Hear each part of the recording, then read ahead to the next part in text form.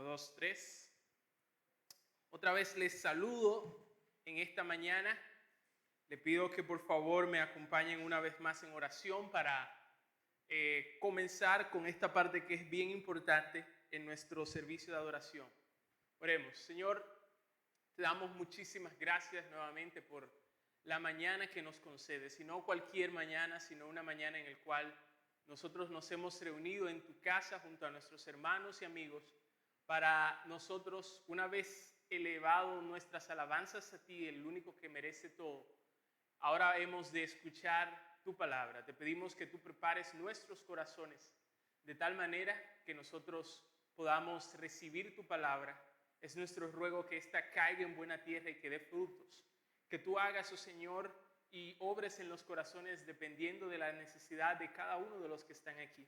Que tú hagas por tu Espíritu aquellas cosas que nosotros humanamente no podemos hacer. Que las personas que no te conocen puedan salir atesorando y conociendo y amando a Jesucristo como único Señor y Salvador. Que aquellos que profesamos ya conocerte podamos amarte más y atesorarte más y más en nuestra vida. Señor, haz todo esto que nosotros te pedimos y más, porque en el nombre de Jesús te rogamos estas cosas. Amén. Después de un paréntesis que nosotros tomamos, nosotros hoy volvemos a la serie de sermones que hemos estado predicando acerca de los milagros de Jesús. Los milagros específicamente que se encuentran registrados en el Evangelio según San Juan. Y como vengo diciendo desde el principio, estos milagros tienen la finalidad o el propósito no de entretener al espectador, sino que los milagros de Jesús tienen el propósito o la intención de que tú y yo creamos que Jesús es Dios, de que tú y yo que creamos que Jesús es Salvador. Y en el último sermón de la serie, nosotros predicamos, si ustedes recuerdan, cómo Jesús subió a Jerusalén. Y allí cerca estaba un estanque que se llamaba de Betesda en hebreo. Y había en ese estanque cerca muchos enfermos.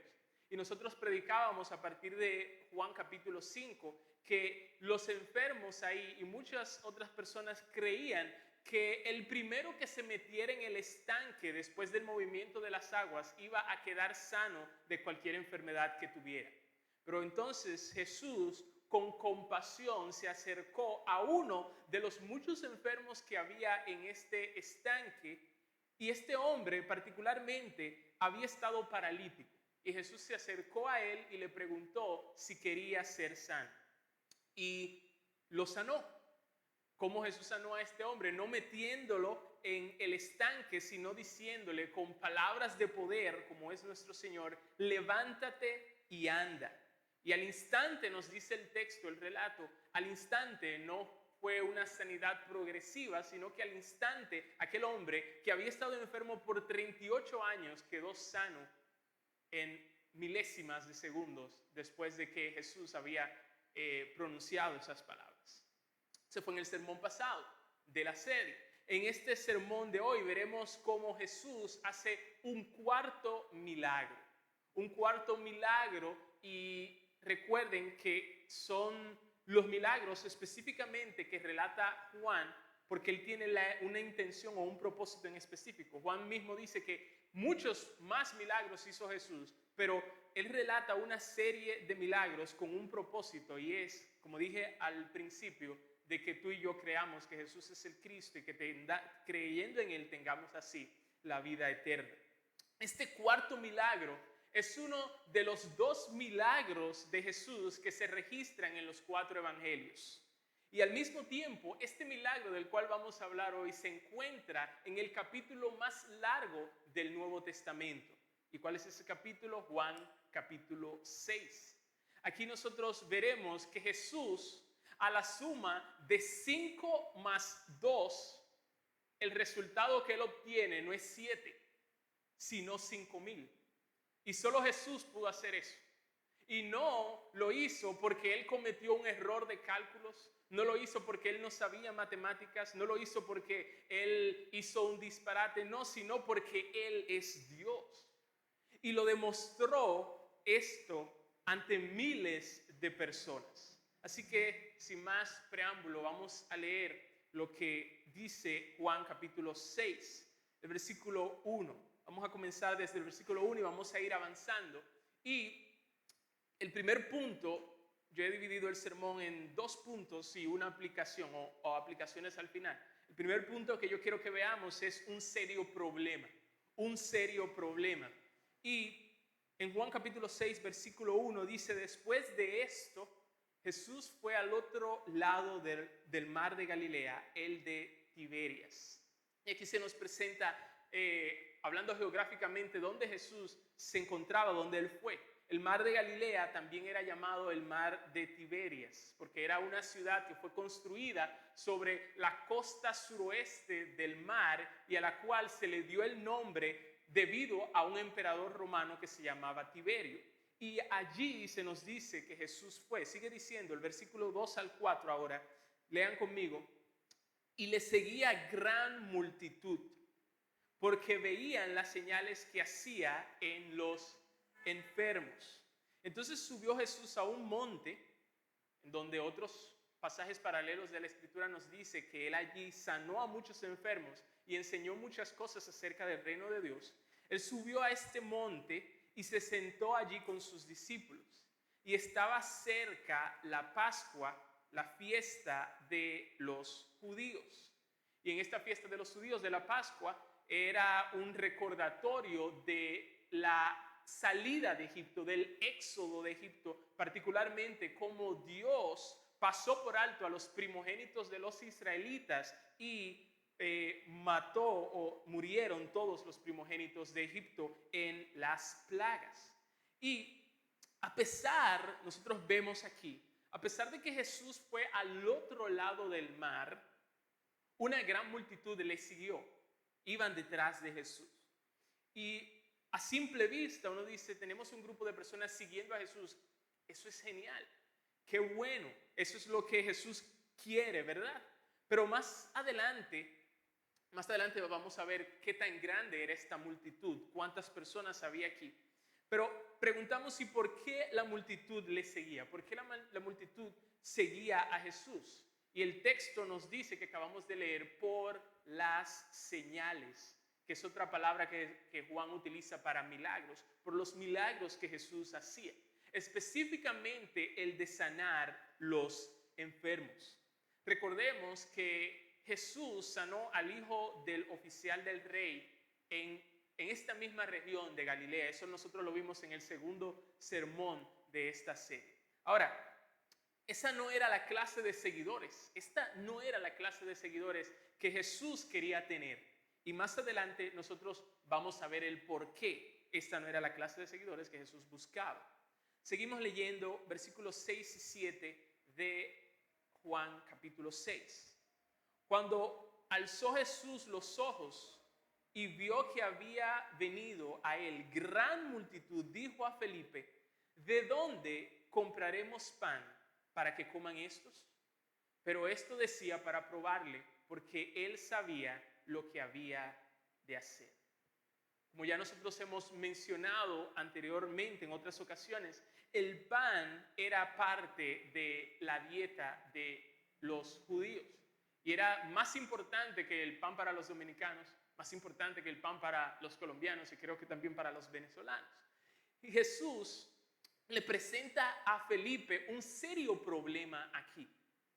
Este serio problema Jesús se lo presenta a Felipe en forma de una pregunta, y es: ¿de dónde iban a comprar pan para tanta gente? ¿Cuántas personas había en la multitud? En los versículos anteriores nosotros vemos que dice que una gran multitud siguió a Jesús, pero ¿cuántas personas habían aquí? El versículo 10, si ustedes se fijan, dice que había 5,000 varones. No dice que habían 5,000 personas, dicen que había 5,000 varones. Es decir, que solamente en ese número se habían contado los varones. Y el número pudo llegar y hasta incluso superar a las 15,000 personas si se hubieran contado las mujeres y los niños que acompañaban a estos varones. Y nuevamente, ¿de dónde salió tanta gente?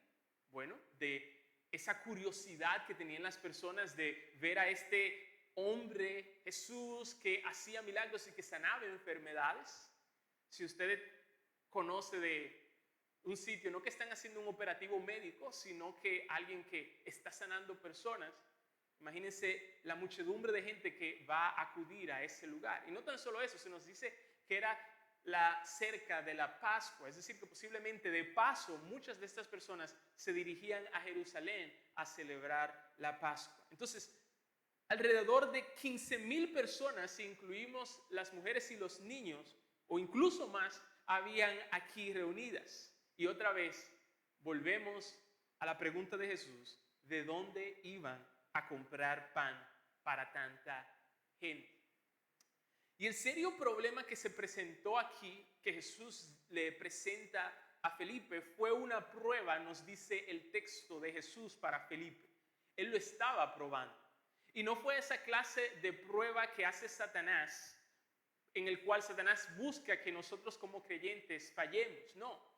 Más bien, Jesús estaba probando a Felipe para demostrar lo que Felipe pensaba y para también demostrar cómo Felipe iba a actuar.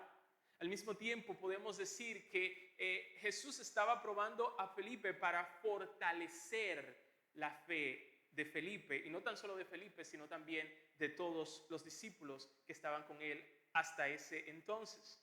Él, Felipe, al igual que tú y yo, debía reconocer su necesidad, pero al mismo tiempo reconocer la abundancia que hay en Jesús para suplir cada una de nuestras necesidades.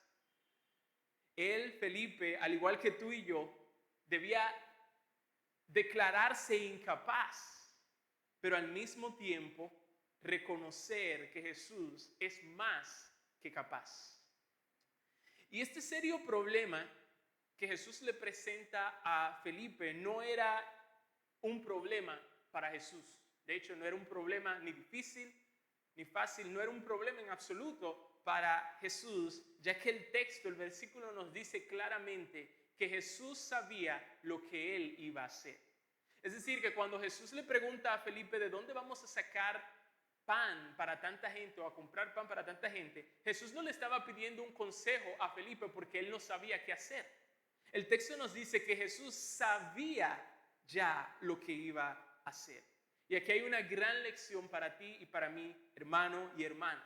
Cuando tú te encuentres en una posición que tú no sepas lo que Dios va a hacer, cuando tú te encuentres en una posición donde tú mismo no sabes lo que vas a hacer, tú puedes descansar en el hecho en que Dios sí sabe lo que va a hacer. Tú puedes reposar y encontrar en paz en el hecho de que aunque yo no sé lo que voy a hacer, aunque yo no sé lo que Dios va a hacer, quien debe saber lo que va a hacer, que es Dios, Él sí sabe lo que va a hacer y yo puedo descansar en ese hecho.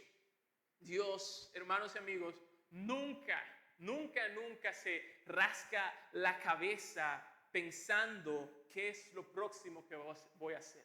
Dios nunca se queda en incertidumbre porque no sabe lo que va a hacer. Él siempre sabe lo que va a hacer, como vemos aquí con Jesús. Ahora, vimos la pregunta que Jesús le hace a Felipe. Es un gran problema que hay. Jesús quiere probar que Felipe piensa, que Felipe va a responder. Así que vamos a ver cuál fue la respuesta que le da a Felipe. Versículos 7 al 9. Dice, Felipe le respondió, 200 denarios de pan no bastarían para que cada uno de ellos tomase un poco. Uno de sus discípulos, Andrés, hermano de Simón Pedro, le dijo, aquí está un muchacho que tiene 5 panes de cebada y 2 pececillos. Mas, ¿qué es esto para tantos? Por la respuesta de Felipe, ¿qué ustedes piensan? ¿Ustedes piensan que Felipe sabía cuál era la solución al problema? Obviamente no.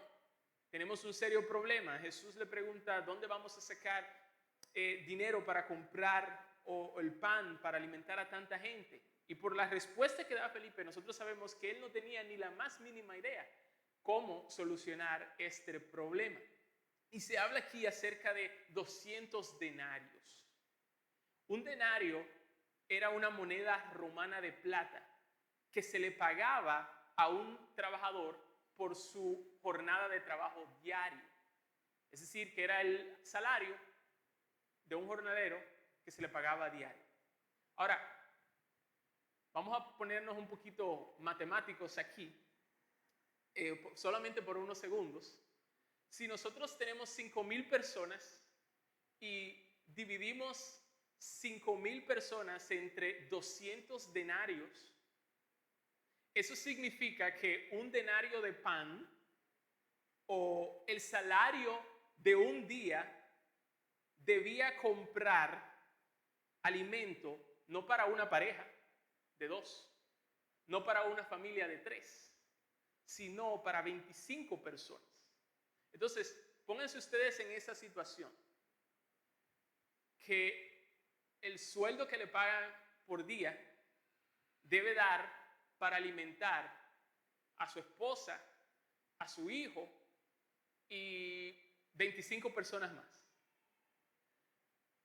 Ahora, eso es si eran 5,000 personas, pero como yo dije anteriormente, había más de 5,000 personas aquí, porque solamente se estaban contando los varones, faltan las mujeres y los niños. Así que tenemos un serio problema y al parecer se está complicando más después de que Felipe dice, o con razón él dice, que ni 8 meses de salario, ni 200 denarios, ni 8 meses de salario iba a alcanzar para que estas personas, cada una de estas personas comiera, aunque sea un poquitito de pan. No da.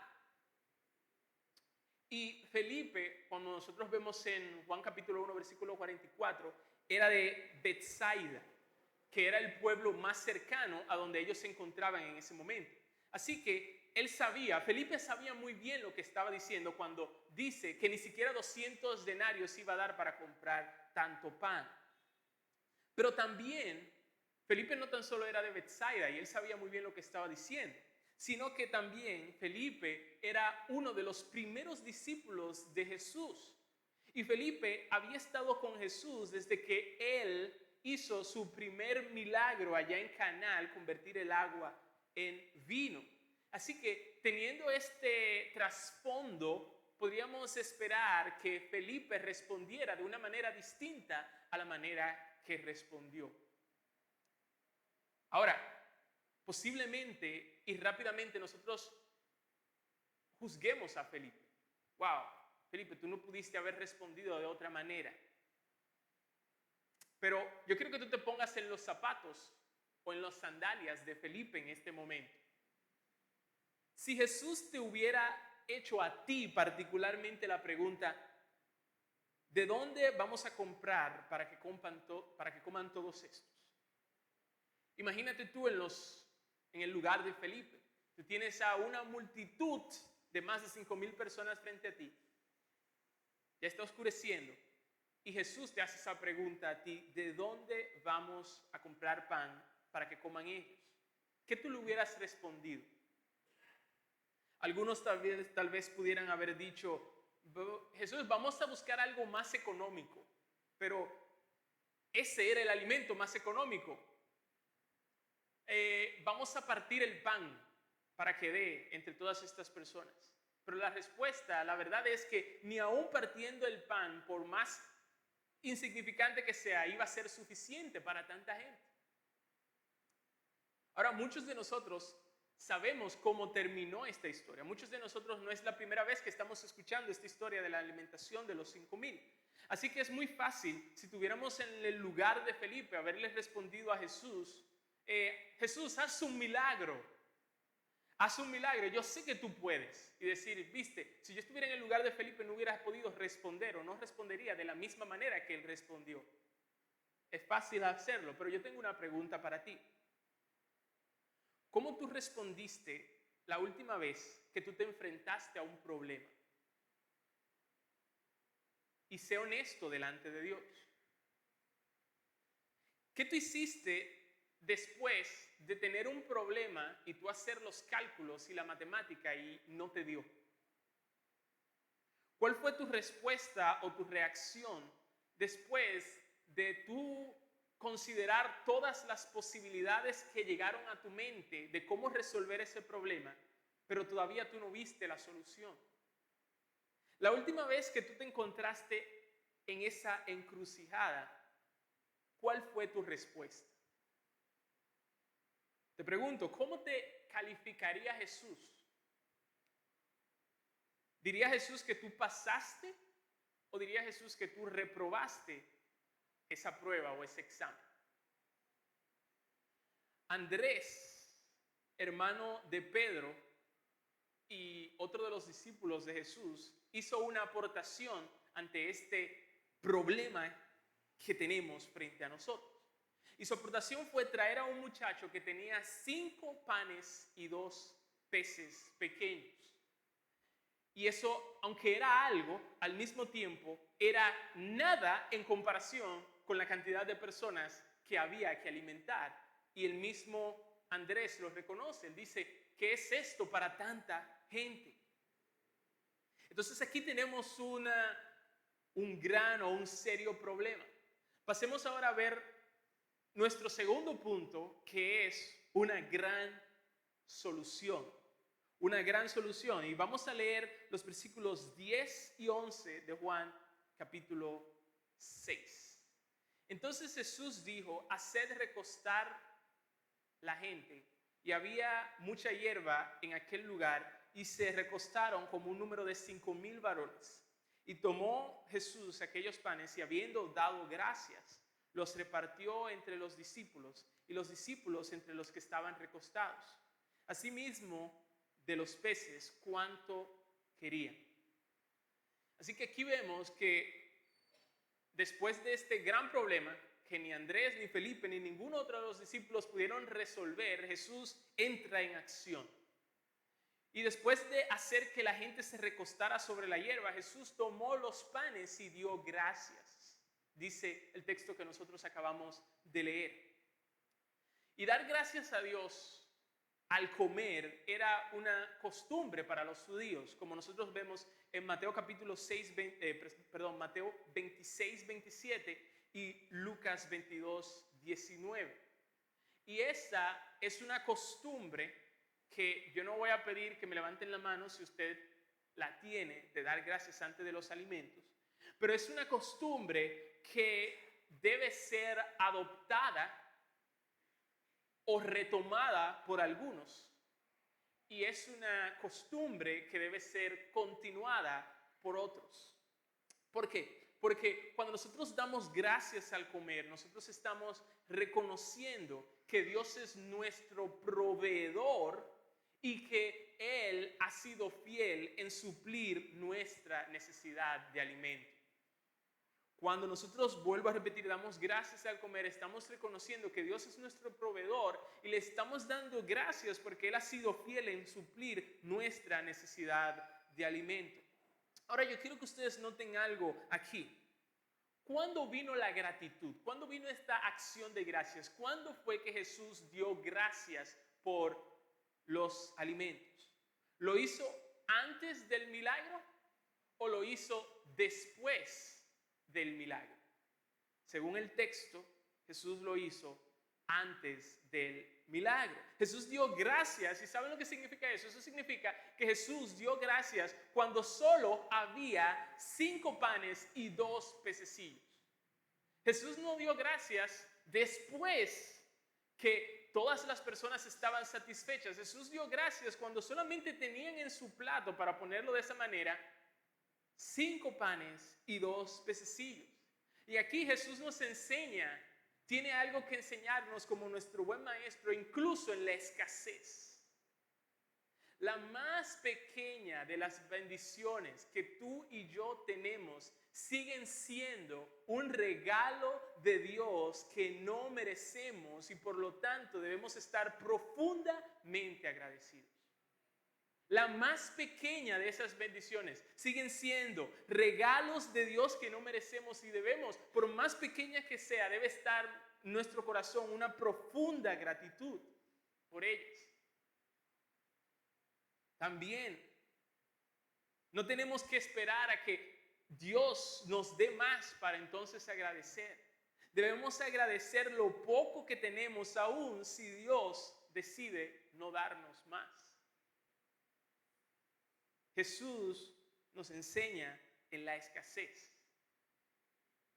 Y fue ahí, hermanos y amigos, de una manera que, si ustedes pensaron que yo le iba a explicar cómo sucedió eso de que de 5 más 2 salieron 5,000, lo siento, yo no sé. Yo lo que sé que sucedió. Fue ahí que entre la acción de gracias de Jesús y la repartición de los panes y los peces que ocurrió el milagro. Entre esos dos eventos ocurrió un milagro que no podemos explicar. Y yo quiero que ustedes se imaginen conmigo esta escena. Jesús da gracias a Dios por los 5 panes y los 2 peces pequeños que tienen, e imagina cómo los discípulos van sacando de una cesta eso. Sacan panes y peces de una cesta. Y después de sacar el pez número 2 y después de sacar el pan número 5, ellos tal vez se miran unos a otros y dicen, entramos la mano otra vez en la cesta. Y entran la mano y sorpresivamente sacan otro pez. ¿Qué es esto? Y entran la mano otra vez y sacan otro pan.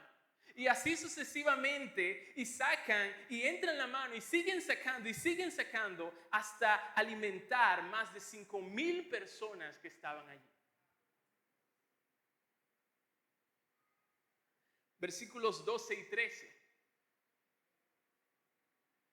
Y cuando se hubieron saciado, dijo a los discípulos, recoged los pedazos que sobraron para que no se pierda nada. Recogieron pues y llenaron 12 cestas de pedazos que de los 5 panes de cebada sobraron a los que habían comido. Y desde la última parte del versículo 11 hasta este versículo 13 se nos da a entender la clase de milagro que había ocurrido aquí. Yo no sé si ustedes pueden verlo, hermanos, pero veámoslo juntos. Jesús, el simplemente hecho de alimentar a más de 5,000 personas es algo que, wow, asombroso. Pero Jesús no tan solo se conforma con alimentar a más de 5,000 personas. Eso no fue todo lo que él hizo. La generosidad de Jesús hizo que su poder se desbordara sin desperdicio. La generosidad de Jesús hizo que su poder se desbordara sin desperdicio. Y hay 3 cosas que prueban esto. Primero, fíjense en la última parte del versículo 11. Que los discípulos no pusieron restricción a la multitud. Ellos repartieron, como dice la última parte del versículo 11, cuánto querían.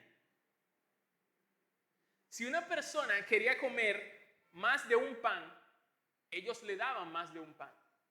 Si alguien quería comer 2 peces, ellos le daban 2 peces. Ellos no decían, lo siento, tú sabes que estamos cortos de recursos, 1 por familia nada más. No. Si alguien quería más, ellos le daban más. Cuanto quisieran, de los panes y los peces, ellos le daban. Segundo, miren que en la primera parte del versículo 12 dice, cuando se hubieron saciado. Versículo 12, fíjense ahí.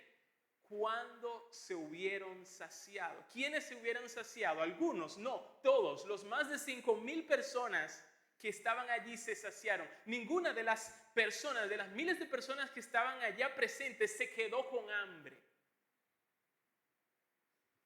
Todos, absolutamente todos los estómagos se llenaron.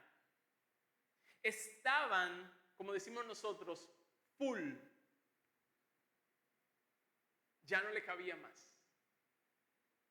Y en tercer lugar, se nos dice que las personas comieron hasta llenar sus estómagos, y a pesar de que los discípulos le dieron todo lo que ellos querían, a pesar de que ellos comieron hasta llenar sus estómagos, aún así sobró alimento.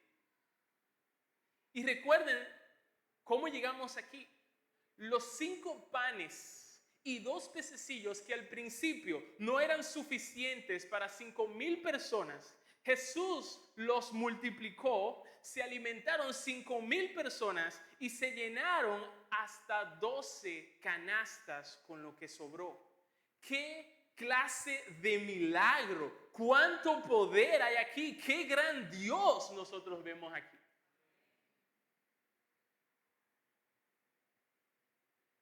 Y recuerden que Jesús, con su oración, nos enseña no tan solo en la escasez. Ahora Jesús tiene una lección que enseñarnos en la abundancia. Y esa lección que Jesús tiene que enseñarnos en la abundancia es que tener mucho de algo no es permiso para desperdiciarlo. Tener mucho de algo no es un permiso para desperdiciarlo. Como dijo Matthew Henry, aunque Cristo podía hacer suministros cuando Él quisiera, aún así ordenó que se recogieran los pedazos. Termina la cita. Así que porque Dios te haya prosperado mucho en un área, eso no significa que tú puedes ser un malgastador de esas bendiciones que Dios te dio. Guarda para después, comparte con otras personas, pero que no se pierda nada, como enseñó Jesús aquí a sus discípulos. Y ya finalizando los 2 últimos versículos de nuestro relato, 14 y 15, dicen así: aquellos hombres entonces, viendo la señal que había hecho, dijeron: este verdaderamente es el profeta que había de venir al mundo. Pero entendiendo Jesús que iban a venir para apoderarse de él y hacerle rey, volvió a retirarse al monte él solo. Si Jesús hubiera estado buscando popularidad, si el propósito de Jesús era simplemente tener más seguidores, esto hubiese sido una tremenda oportunidad para él tenerlo. Pero dice que una gran multitud vino a él y ¿saben lo que él hizo? Él se retiró, se fue. ¿Por qué? Porque a diferencia, y es interesante esto, que a diferencia del milagro en las bodas de Caná, este milagro que está aquí, que Jesús hizo, fue presenciado, y no tan solo presenciado, sino experimentado personalmente por miles de personas. Y después de llenar más de 5,000 estómagos, era muy difícil que alguien se atreviera a negar el milagro que había ocurrido en ese lugar. Y el texto nos dice que estas personas reconocieron que Jesús era el profeta que había de venir al mundo. Tal vez alguien se está preguntando, ¿cuál profeta? Y eso es una buena pregunta. ¿Cómo así? ¿El profeta que había de venir al mundo? Bueno, el profeta que había de venir al mundo es ese profeta como Moisés que Dios levantaría y que nosotros vemos esa promesa en Deuteronomio 18:15. En Deuteronomio 18:15 se promete que se levantaría un profeta como Moisés. Y cuando nosotros vamos a Hechos capítulo 3, allí está Pedro hablando, y Pedro dice que ese profeta es Jesús. Así que ellos estaban en lo correcto cuando dijeron, después de haber presenciado este milagro, que Jesús era el profeta que había de venir al mundo. Sin embargo, Jesús era más que el profeta que sus mentes habían imaginado. Por eso, cuando ellos iban a convertirlo en rey, Jesús se retira. Porque esa no es la clase de profeta que Jesús vino a ser en su primera venida. Es cierto que Jesús era un profeta, pero él también era y él sigue siendo más que un profeta. A diferencia de Moisés, que nosotros vemos en número 11, que le preguntó a Dios teniendo a un pueblo con hambre y clamando a él por alimento, dice Números 11:13, Moisés, este gran profeta, le preguntó a Dios, ¿de dónde yo voy a conseguir carne para dar a este pueblo? A diferencia de ese Moisés que hizo esa pregunta porque no sabía de dónde iba a sacar carne, el texto que nosotros hemos leído hoy nos dice que Jesús sabía claramente de dónde iba a sacar pan para tanta gente. Y así como Dios alimentó a Israel en el desierto, así también Jesús alimentó a una gran multitud en un lugar desierto. ¿Por qué? Porque Jesús es un profeta, pero Él es más que un profeta. Jesús es Dios mismo. Y como dije al principio, estos milagros de Jesús están supuestos a ser un medio para llevarnos a Jesús. Pero ¿saben lo que estaba pasando aquí con estas personas? Que muchas de estas personas en vez de tomar los milagros y acercarse a Jesús, ellos estaban tomando a Jesús como un medio para ver más milagros. Ellos habían invertido las cosas. Jesús vino a ser más que un rey terrenal. Jesús vino a ser más que un político que solamente suple las necesidades temporales de las personas. Por eso Él se retiró. Y por eso yo dije al principio que esa no era la clase de seguidores que Jesús estaba buscando.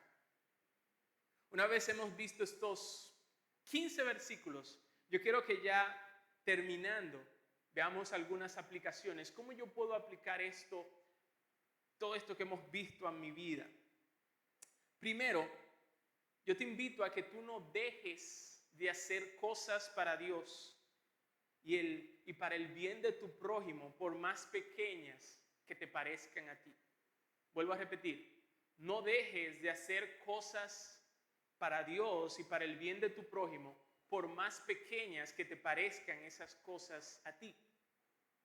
En el relato de hoy nosotros nos topamos con un muchacho que ni siquiera se menciona su nombre.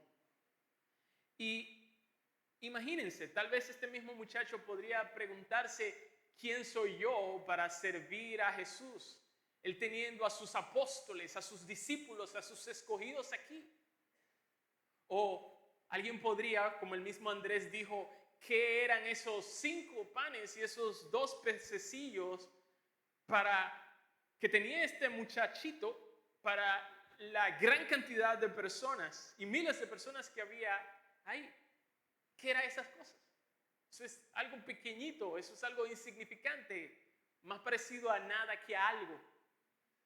Pero como muchos han dicho anteriormente y acertadamente, en las manos de Jesús lo poco es mucho. En las manos de Jesús lo poco es mucho. Así que por más pequeño que te parezca algo, hazlo. Comparte sobre Jesús con las personas que te rodean. Aunque sea unas cuantas palabras. Comparte acerca de Jesús con las personas que te rodean, aunque sea una frase, aunque sea una oración, aunque sea darle un versículo, aunque sea pásale un tratado, aunque sea invítalos a la iglesia. Aunque después de compartir el evangelio tú sientas, como pasa muchas veces con nosotros, que compartí el evangelio, pero siento que mi exposición fue pobre, yo debía hacerlo mejor. Aún así, aún con esa pobre, como tú piensas, exposición de tu evangelio, ora y pídele a Dios que Él haga maravillas a través de eso. Recuerda este muchacho con sus pocas cosas, como en las manos de Jesús se convirtió en algo grande. En días pasados leía como John Piper contaba una historia de una joven que desde pequeña conocía algo del cristianismo debido a los padres que ella tenía, pero que durante su adolescencia ella había olvidado todo lo que los padres le habían enseñado acerca del cristianismo. Y esta joven un día iba con sus amigas a la playa y se vio de frente con un grupo de chicos al cual esta joven dice, oye, qué lindos esos chicos, déjame posar y todas esas cosas. Y los chicos le pasaron por al lado y uno de esos chicos dijo algo como, alabado sea Jesús. No por ver las chicas, pero él dijo, alabado sea Jesús. Lo que ese chico no sabía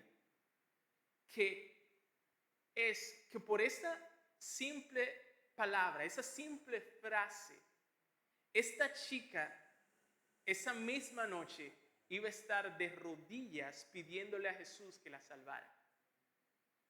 Y John Piper concluye lo siguiente: tu palabra puede ser el comienzo de las influencias o puede ser la palabra final y decisiva que Dios usa para traer una persona a la fe. Habla. La palabra más pequeña sobre Cristo no es en vano. Así que, hermano, por más pequeño que sea lo que tú puedes hacer, hazlo y pídele a Dios que haga grandes cosas con eso pequeño que tú le presentas a Él y pones a su disposición.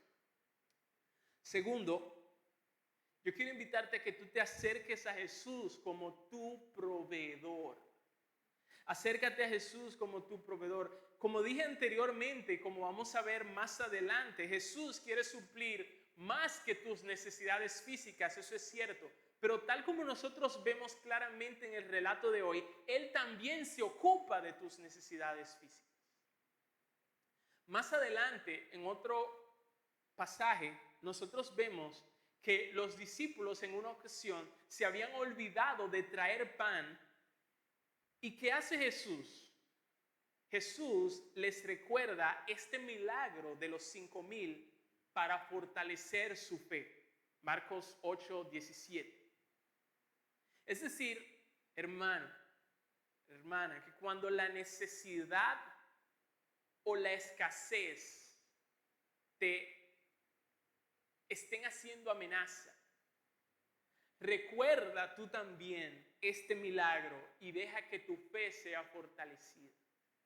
Trae a tu mente este milagro de la alimentación de los 5,000. Léelo, memorízalo, ora a través de él y confía en Jesús como tu proveedor.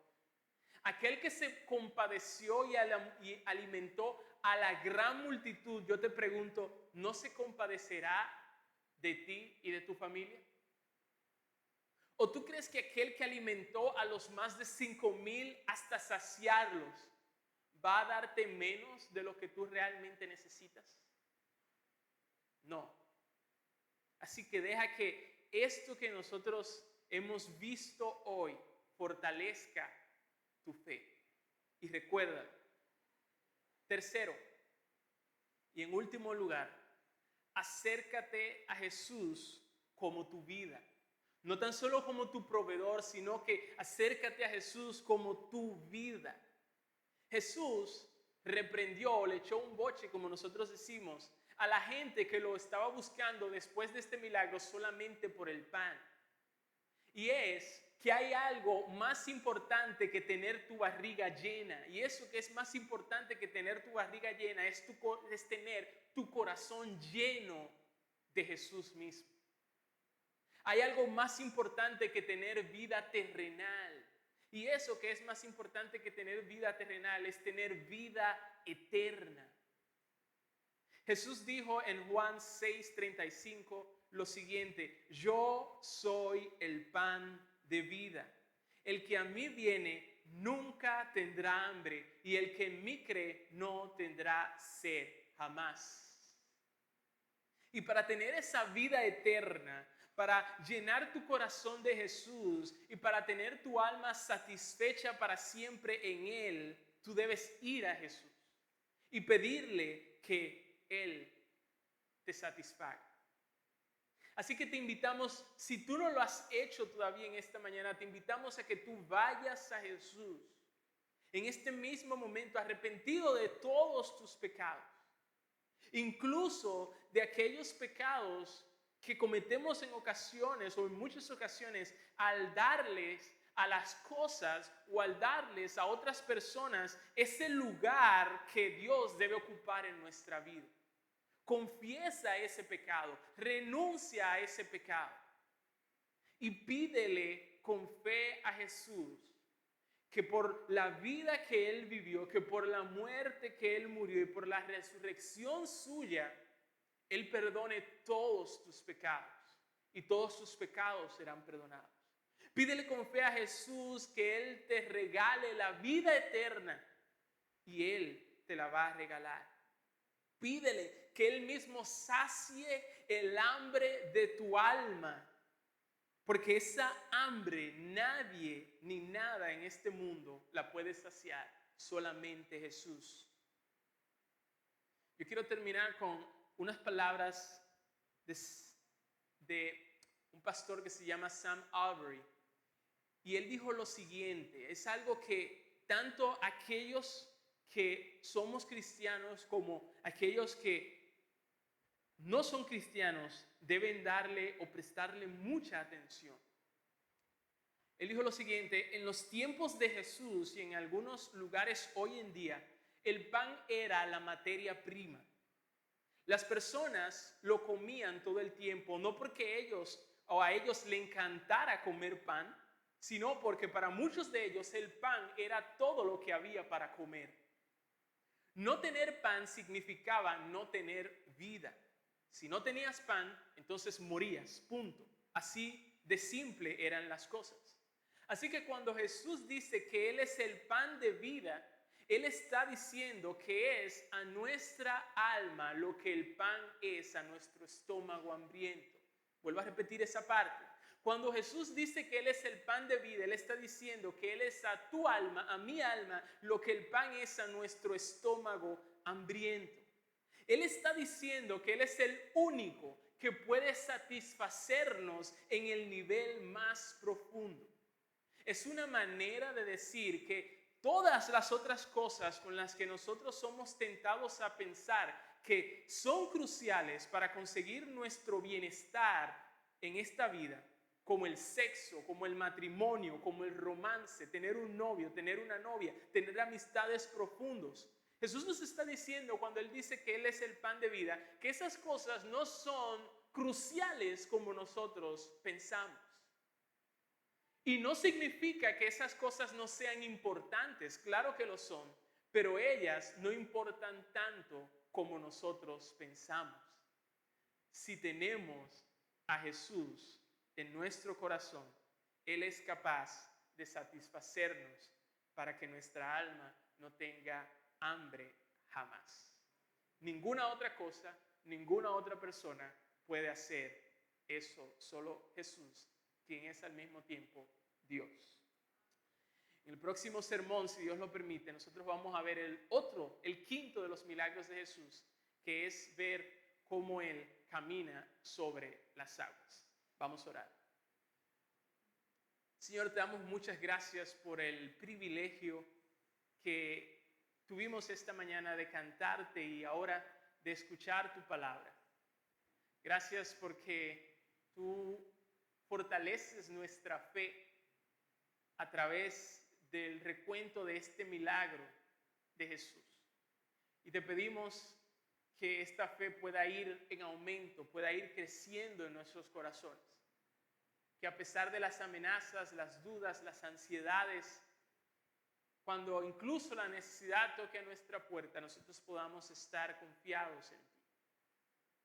Y te pedimos que aquellos que todavía no tienen fe, tú puedas crear en este momento fe en sus corazones y que puedan abrazar a Jesucristo, no tan solo como un proveedor, sino también como la vida misma nuestra. Gracias porque en Él podemos estar satisfechos. Gracias porque Él es suficientemente grande, suficientemente glorioso, suficientemente hermoso para satisfacer nuestra alma en el lugar más profundo de nuestro interior. Nadie más y nada más puede hacer eso. Y qué bueno que tú has provisto en Él esa o aquello que nosotros más necesitamos. Bendícenos, que tu palabra quede en nuestros corazones y obre. Te pedimos estas cosas en el nombre de Jesús. Amén.